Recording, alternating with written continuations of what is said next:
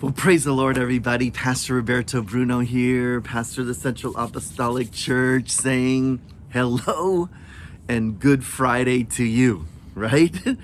It's definitely, I personally feel that every Friday is a Good Friday.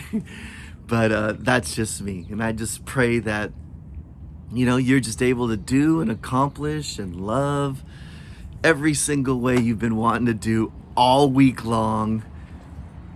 Just because, right? Today I was just thinking about this Psalm 3 verses 1 through 6, and because you know how life is, man. Life dishes stuff out. There's challenging times and hopeful times, and times that we're working, times that we're preparing, times that we're living the high life, so to speak, and it's just amazing how God is in all of those seasons. And some of us struggle with anxiety, or we struggle with stress, or we struggle with just straight up fear, fear of what's to come, what has happened. Maybe we have some shame in our life, or just things in our life that are out of our control. And so Psalm 3 is King David. He's older, but he writes this when he is actually running away from his son Absalom. Now, I don't know how it feels that your son is trying to kill you, but more so overthrow your kingdom. But nevertheless, this is where we find David. So it reads like this. This is verses 1 through 6. It says this: Lord, how many are my foes? How many rise up against me?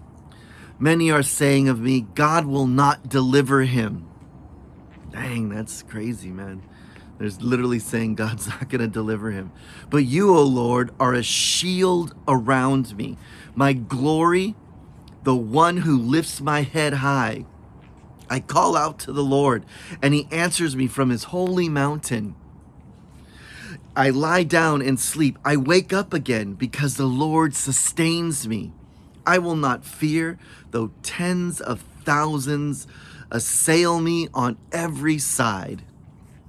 I mean, here's David, and he's not just like bragging or being haughty or overconfident in himself. His confidence is all in God. At this point in his life, he's older. He's speaking from experience. David and Goliath, that thing was like a long time ago. And here he is speaking from this place. Listen, it's shameful that my son is coming after me, but you lift my head up. And though I can't, all these enemies, 10,000 enemies are surrounding me, on every side, I'm not going to be afraid. Why? Because he's a great warrior? Well, he was, he was, but that's not it. All of his hope is in him. All of his trust is in him. He's seen God work. He's seen God move. He's seen him guide him through really terrible situations or challenging situations. And I'm encouraging you as well. Some of you may lose sleep. Some of you can't sleep. Some of you wake up in the middle of the night. Like there's 10,000 things all around you. I got to do this. I got to do that. Or you wake up because of shame. Things that you're involved in, and how am I going to get through this, or how am I going to stop, or just whatever it is, my beloved. And I just want you to be encouraged that God is with us. God is our deliverer. The enemy's going to say, you're not going to get out of this one, right? The enemy's going to say, this is the biggest sin you've ever done. You're never going to be forgiven, right? You're going to get found out, or you're going to lose everything. That's just not true. That's just not true. You just think about it. You have made it through every single bad day you have ever had in your life. right? Or you're here this beautiful Friday. You've made it through every bad day that you've had. That's something to be encouraged about. That's something to realize. Because sometimes when we're in the depths of things, we just think this is it. This is the end. And it's never the end. Not as long as God is involved with us, as long as we have hope in Him, as long as we're trusting in Him. In Him. So, beloved, be encouraged. Lie down. Go to sleep. Give it to God. As you're falling asleep, Lord, give me a night's rest. Lord, Father, let me hand these things over to you so I could sleep. You know, at a minimum, I'm not encouraging this, pick them back up in the morning. But at night, give them to the Lord so you could wake up. Because God is the one who sustains us. He is the one. So I want you to be encouraged. I want you to hold your head up high. Some of us, our pasts plague us, and we still think we were what we once were, or we're defined by what we once have done. Hold your head up high.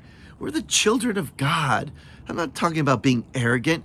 I'm talking about understanding who we are in the eyes of God.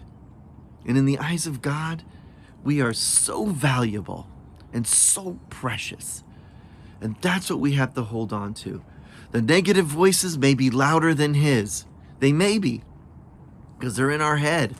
Or we give ear to the enemy, or we listen to those around us that the enemy is using to point out our negativities.